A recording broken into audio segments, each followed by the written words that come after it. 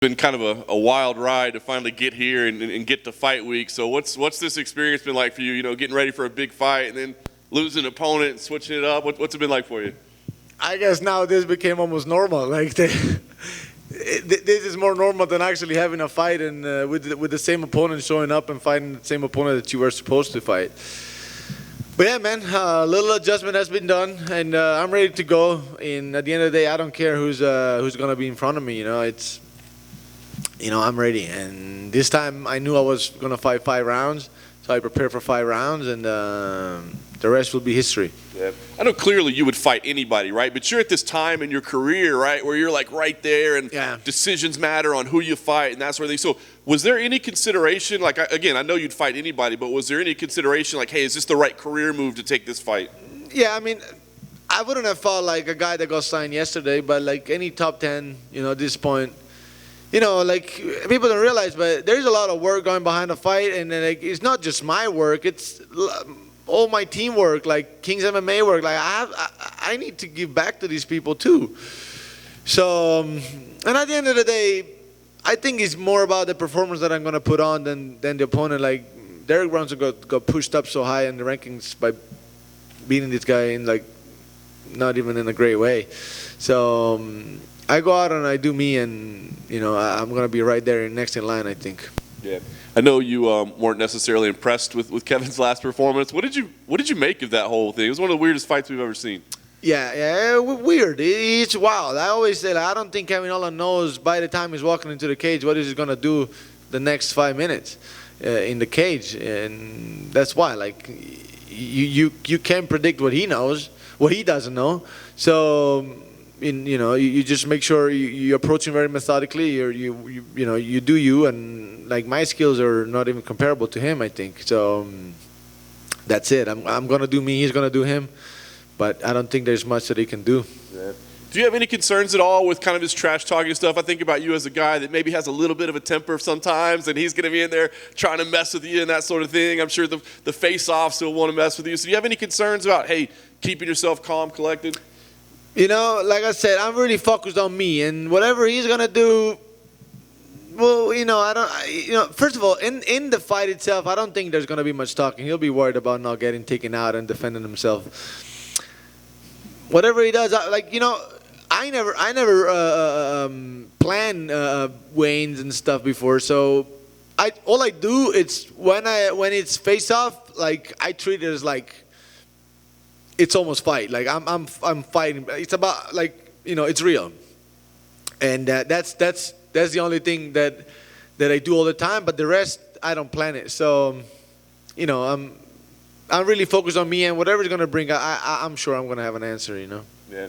Last thing for me, I mean, an impressive victory here. I know that you're gunning for that title shot. I mean, maybe this isn't the high enough ranking, that sort of thing, but it's not your fault, right? You took who they put on the table. So if you win this fight, do you feel like it should be enough to get you a title shot, or do you think there's another name you might have to beat? We'll think about the after, but no, I'm next. I'm next because this guy can't make it, man. Like by default, I need to take their spot. By default, you're not there to defend your spot. You're not there to defend anything. Like you got that pen on that table. If you're not there and you're supposed to be there to defend that pen, and I'm coming, I'm taking the pen. Like you're not there to defend it. And to be honest, I'm getting more suspicious by the day with this thing. I was expecting him to put out like the X-ray of his collarbone and stuff. Like I don't know. I'm getting a little bit suspicion, and Derek Brunson coming up this high. I don't know. Derek Brunson sounds like a little better matchup than myself. So I don't know. I'm getting a little bit suspicious, but it's okay. I have a fight, and now the next thing is gonna be to put on the best performance on my life Saturday night. When you say you're suspicious, you think that maybe he didn't actually break the collarbone, or it was a different injury? What are you thinking? I don't know. I don't know. To be honest, I don't know. I really believed in it in the beginning, and then a lot of people would be like, oh, but do you really think so? That he really did break the collarbone? I thought, yes, I think so. But then they brought it up a few times, and then I don't know. Like I was expecting him to show like more and say like, I mean, if I break my collarbone and I'm pulling out of a fight, I'm giving proof that I broke my collarbone. I don't know. He went private. I don't know. He went private on Instagram. Like, Not, I mean, he has a lot of followers. It's not that hard to find what he does, but I don't know. I don't think he's like. I don't know. I could be wrong though. He might have done. It's still a mistake on. Listen, they always say, "Oh, do you blame him for that? Do you blame him for, or do you blame him for that or not?" The responsibility to show up is still on you. I don't care. Like, and a fight, it's like I said, you're there to defend what you stand for, what you're there to defend your spot. And if you can't show up, man, I'm taking that spot. When you first found out he was injured and out of the fight, how frustrated were you? Because this was a big fight. It's on prime time in Europe. It's a great opportunity for you and an Englishman to fight in front of that crowd. How annoying was it? Yeah, it was frustrating, man.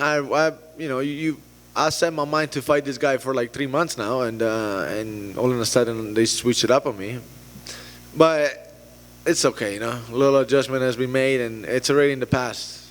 When you look at him and Kevin Holland, in your mind, which one is the tougher matchup for you? I think Darren Till was a tougher matchup. I mean, like, tougher fight in general.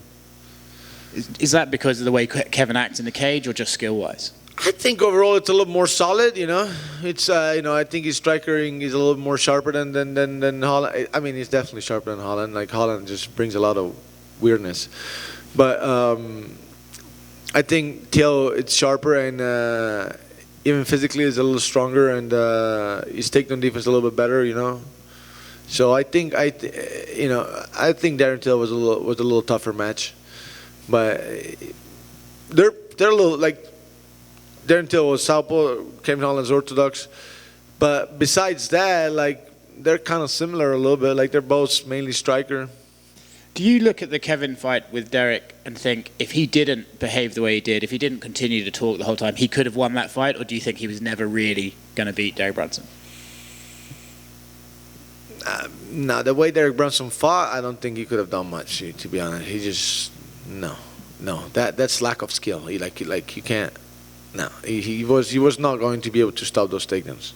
So do you look at that and just think, well, I just do that and I win? No, hell no, because I fight differently. I'm not gonna try to imitate anybody just because he beat it some kind of way. Like, I'm gonna go out and smash him everywhere. Like, I'm better than him everywhere. Like, people just that's the thing. A lot of people just have one thing and they say, oh, that guy is so good on that one thing, but it's not true. The only thing is that he just have that one thing.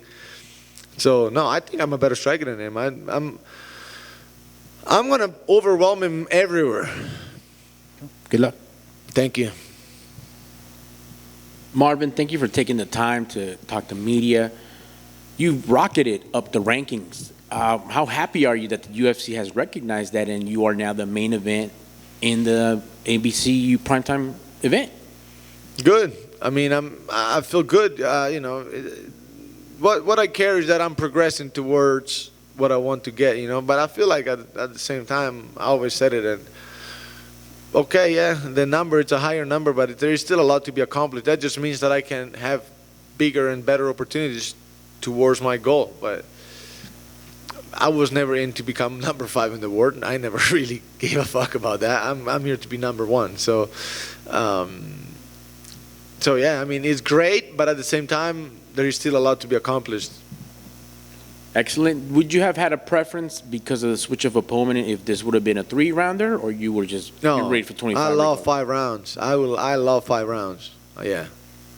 And lastly, what can we expect this weekend from you? Hard 25 minutes or Vettori vintage performance? No, I want to break this guy. I want to break him. If he can last, I doubt it, but you know, it'd be very dominant the whole 25 minutes. But I want to finish this guy. Thank you, sir. Best luck on Saturday. Thank you. Great.